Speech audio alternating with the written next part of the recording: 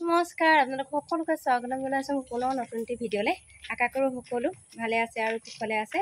মই আছোঁ ঘৰত, মানে জন্ম ঘৰখনত বহুত দিনৰ মূৰত থাকিবলৈ বুলি অহা নাছিলোঁ। আচলতে কালি আমাৰ ঘৰৰ ওচৰতে আছিলে বিয়া, আৰু সেই বিয়াখনলৈকে আহিছিলোঁ। তাৰপাছত দেউতাহঁত মানে অকণমান দীঘলীয়া মানে ফুৰিবলৈ যাব লগা আছিলে। তেওঁ ঘৰলৈকে মানে কথাটো পাতি আছিলে যদিও যাম বুলি প্লেন কৰা নাছিলে।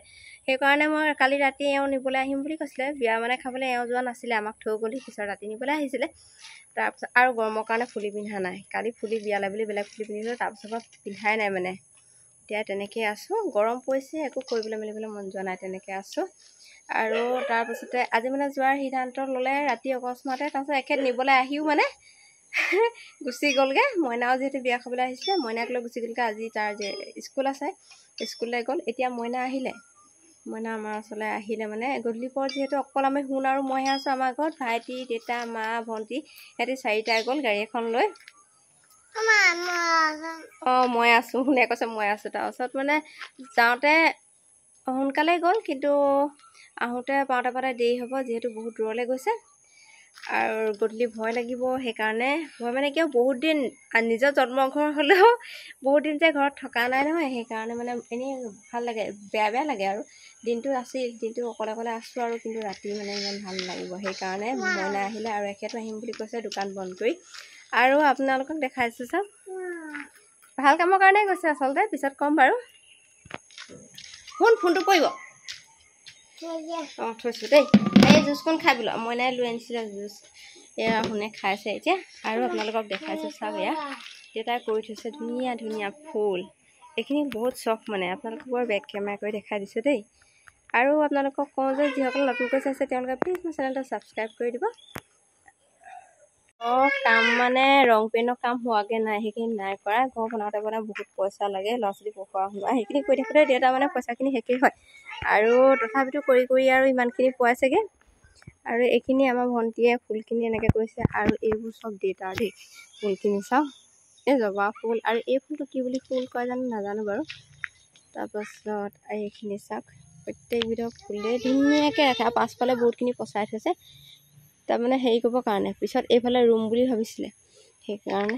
আৰু এইটোৱে যিকোনো কিবা কিবি কৰি থাকে মানে ঘৰৰ আগফালে। এইখিনি মধুৰি আৰু এয়া ফুল চাওক, ঘৰৰ আগফালে আমাৰ পদূলিটো একেবাৰে সেউজীয়া হৈ থাকে।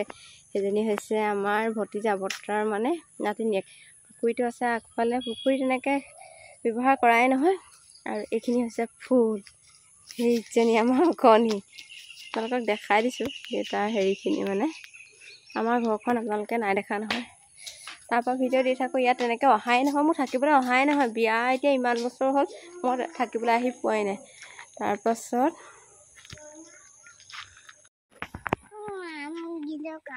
এই আমাৰ শুন দেউতাৰ এই পাচলি বাগিচাখনত মানে ঘূৰি ফুৰিছে, সৰু বাগিচা মানে, যিটো ঘৰত খাবৰ কাৰণে আৰু দেউতাই কৰিছে। এইখিনি হৈছে আদা, দুইবিধ আদাই আছে বোলে, মৰাণ আদা আৰু এইটো যে ডাঙৰ যিটো আদা আছে সেইটো আদা। এইখিনি হৈছে আদা কৰিছে। আৰু যি আছে বস্তু, এইখিনি জলকীয়া লাইনকৈ ৰুই থৈছে চাওক। আৰু ধুনীয়া জলকীয়া লাগিছে, বেলেগ জলকীয়া লাগিছে। এইকেইটা হৈছে একেবাৰে খুন্দু জলকীয়া। দেখিলে আমাৰ শুনে কৈছে ধুনীয়াকৈ জলকীয়া লাগিলে। দেখিলে আমাৰ শুনে দুটামান ছিঙিলেও নহয়। এইখিনি এই জলকীয়াটো বেলেগ, ভোট জলকীয়া নহয়, কিন্তু বেলেগ এটা জলকীয়া যে আছে ভোট জলকীয়া গতে, সেইটো জলকীয়া। আৰু এইটো হৈছে ভেকুৰী জলকীয়া। এইটো হৈছে ভেকুৰী জলকীয়া, হয় নে নহয় বাৰু? ভেকুৰী জলকীয়া, এইটো চাওক গোল জলকীয়া।